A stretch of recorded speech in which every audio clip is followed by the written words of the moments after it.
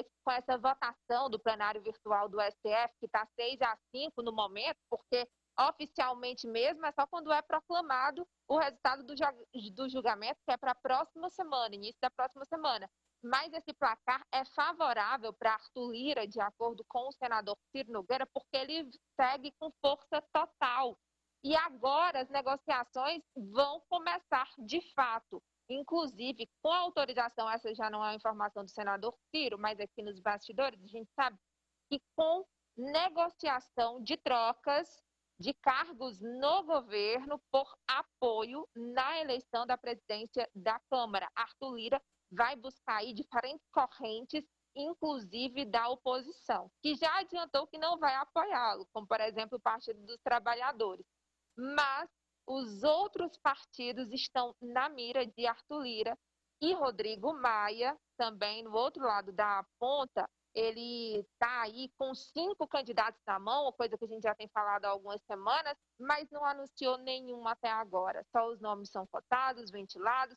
Eles começaram a se movimentar, como Baleia Rossi, do MDB de São Paulo, Marcos Pereira, do Republicanos de São Paulo também, e Agnaldo Ribeiro, que também é do Partido Progressistas, mas que decidiu ir para o outro lado nessas eleições. O certo é que aqui na Câmara e no Senado também, eles estão gastando muita energia agora somente com essa discussão e nada de PEC emergencial e nem de reforma tributária. E olha, porque essa eleição aí, o Conselho do Presidente julga fundamental para os 2 próximos anos de governo. Primeiro, porque controla a pauta do Congresso. E segundo, porque é privilégio do presidente da Câmara aceitar ou não pedidos de impeachment. Daí a delicadeza do governo e o jogo pesado que o governo está fazendo para eleger o presidente da Câmara. Ô, Raniel, e o senador Marcelo quer que o MDB indique o presidente do Senado?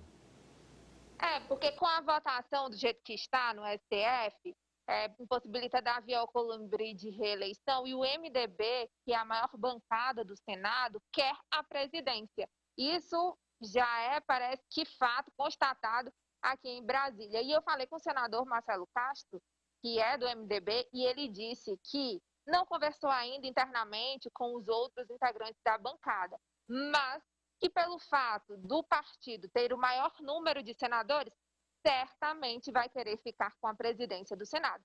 E nomes já surgiram, ainda nem foi dada a largada oficialmente, mas nomes como, por exemplo, Eduardo Braga, que é o líder do MDB no Senado, Eduardo Gomes, que é o líder do governo no Congresso, Fernando Bezerra, que é o líder do governo no Senado, e a senadora Simone Tebet, também presidente da Comissão de Constituição e Justiça, estão no páreo, são os nomes mais indicados. O PSD também quer emplacar Antônio Anastasia, de Minas Gerais. São alguns dos nomes já aí que estão circulando por aqui.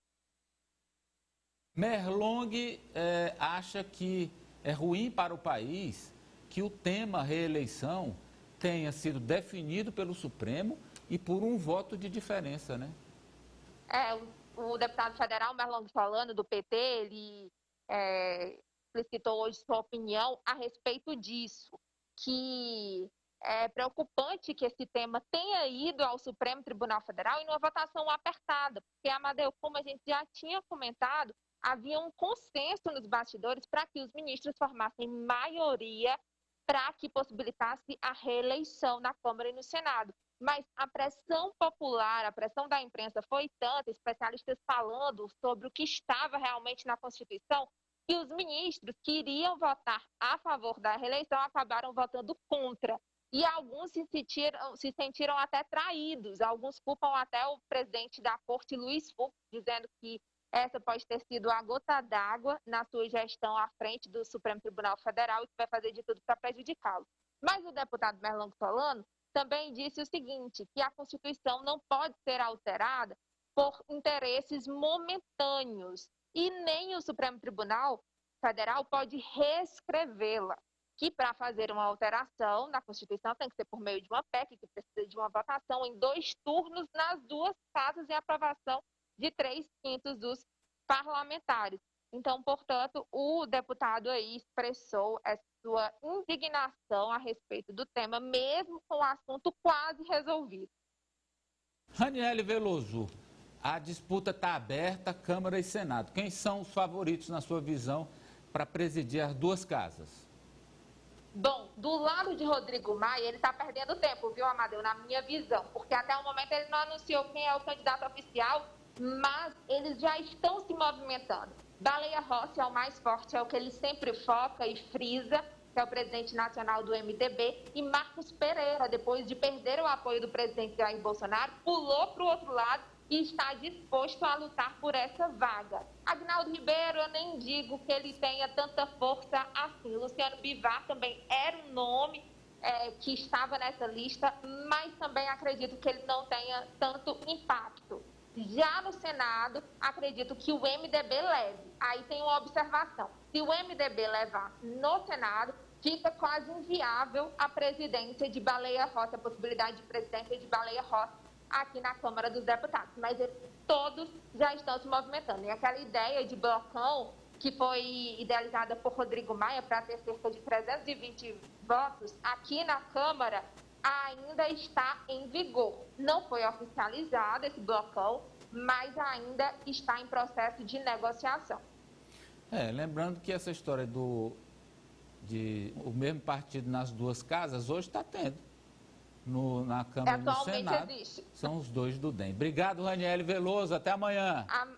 Amadeu, eu tenho uma informação aqui que eu apurei há pouco tempo.